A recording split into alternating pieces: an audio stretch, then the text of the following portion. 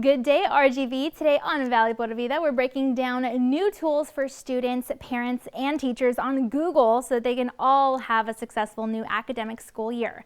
We're also giving you an all-new fun fact segment about Google and its history, and introducing you to two RGV area finalists who are in it for the HEV Quest for Texas Best competition.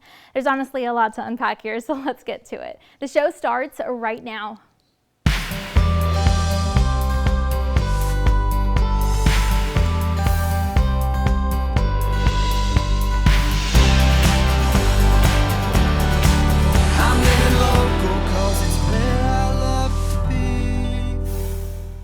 Hey there, and thanks again for joining us today. I'm your host, Danielle Banda. Now, with the back-to-school season still in full effect, Google is unveiling brand new back-to-school tools and trends for families. We're talking new tools for class, top trends and resources for kids and their families, and more. Of course, these tools are also great for teachers so that this new technology can help students stay organized, get homework done, and of course collaborate on group projects so that they can succeed this academic school year. Now, many families are even turning to Google for their most pressing questions about going back, including help trying to identify what this new learning year will look like, as well as to help engage any sparks of curiosity when it comes to education as a whole. Now, digital learning is, after all, increasing in terms of innovation, and these new tools can definitely help parents keep their kiddos safe as they navigate the online world, and it can help them manage screen time too.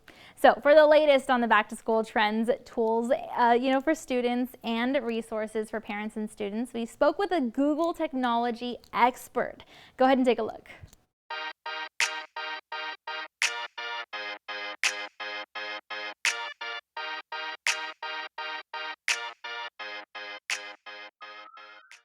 Hi, thank you for having me. My name is Jonathan Dillapaz, and I'm an expert on Google tools. I'm really excited to be here today to talk through some of the trends we're seeing on Google, as well as offer some helpful tips for parents, students, as teachers as we return to school. So in terms of trends, we're seeing a lot of the typical things, right? How to make friends at school are getting a spike, how to make time go by a little faster while at school, which I find interesting. But what I really find fascinating is that Y2K is having a comeback right now. We're seeing spikes across the board from fashion, so baggy jeans searches are up 650%. We're also seeing all-time highs for trucker hats, crochet tops, and butterfly clips. Separately, Y2K room decor is seeing a massive spike, about 80% just this month alone. So really interesting to see Y2K making a comeback. Probably some of the most interesting tools that are available for collaboration are workplace productivity tools such as Google Docs, Google Sheets, Google Drive. These are all collaborative tools where anyone can jump in and help and support each other. Also, if you're partnering with teachers or parents, there's also visibility there on those sides. Search is a powerful tool, as you know, where you try to collect all the world's information and make it readily available. So starting with the search, you'll find whatever you need. Some other cool things, though, that we're trying really hard to make it not just to find the information, but also to learn through it.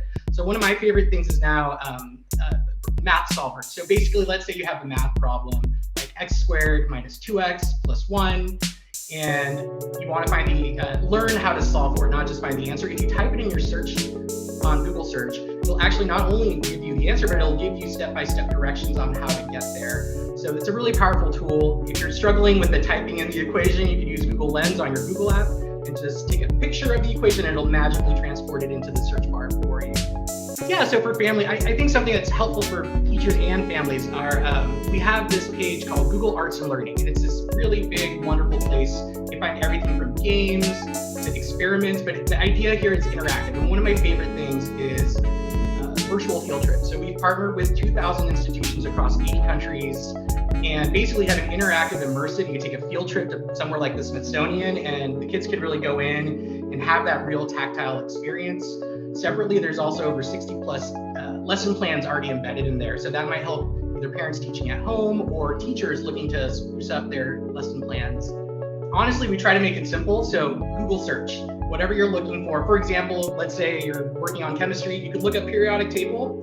Periodic table will pop up, you click the different atoms, and it'll actually put up a rendition there, and you can see the electrons and play with it and move it around. So we've done a lot to try to make everything findable in Google search. All of these tools, including the site I referenced earlier, can be found right there. Well, thank you for having me. It's been a real pleasure. I truly hope that this is helpful to you and to families to make sure that they're feeling ready for the new school year.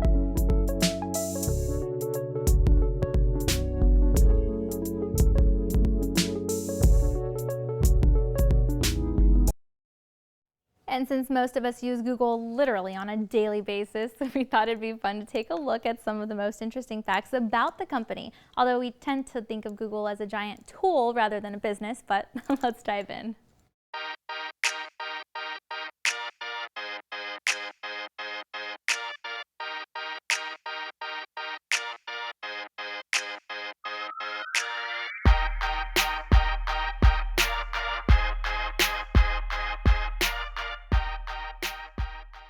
According to textmetrics.com, one of the most interesting things about Google is that in 2021, it was recorded as the dominant search engine in the entire world. In fact, the site even outlines that it had a 91.94% market share. I mean, even now, it's used widely as a tool, and it offers tools too. So it's literally a one-stop shop for anything that you might need. And apparently Google has an index of over 3 billion websites to pull info and images from. In fact, the site outlines that if we were to print the index, it would be about 130 miles stacks of paper high. It says that Google actively looks through this collection of websites in literally less than half a second. And the company has 2.5 trillion searches per year, and that's worldwide. And apparently last year, there were 4.1 million search queries, with about 63,000 of them being fulfilled every single second, and about 230 million per hour. It also outlines that about 5.6 billion are done every single day. And if you think you have a lot of followers on Twitter, well, I hate to make you feel bad, but the site outlines that Google has 24.4 million followers on the social platform, which is maybe just 1 or 2 more than me. And get this one's pretty interesting too. Apparently the original name of Google was not Google, rather it was Backrub. Yeah. The site outlines that later on they wanted to change their name, and then that's how Google was born. And apparently the word Google is misspelled, but it's misspelled on purpose. See, it's supposed to be spelled with an EL at the end instead of LE, but it actually represents a mathematical term, and the company thought that it would be reflective of their overall mission. So it's a Google thing. And the search technology that Google uses on a daily basis actually has its own name. It's called PageRank, which is also pretty interesting. And even though Google is accessible 24/7, did you know that there was actually a time back in 2013 when it was not reachable for a whole 5 minutes? The site says that there was a global internet usage percentage that was lowered by 40%, and then that's very different than nowadays, where Google's the #1 place that people go on the internet. But if Google were to be out of operation, let's say for a few minutes, then the entire internet usage percentage is estimated to go way down.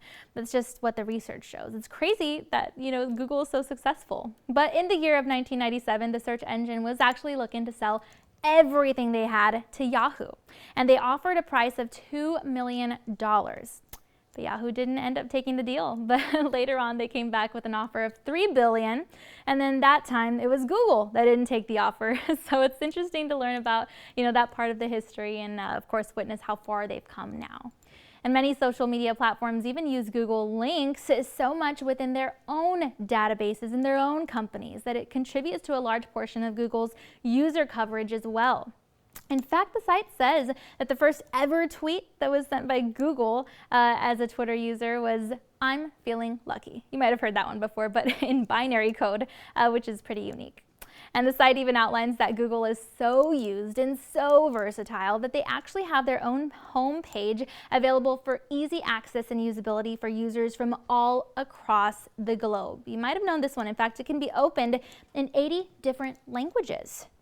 So with all that info, now you know. We're going to take a commercial break, but then we're going to come back, look at weather, and we'll have a lot more fun. We're going to introduce you to 2 area finalists of HEB's Quest for Texas Best competition. See you in a bit.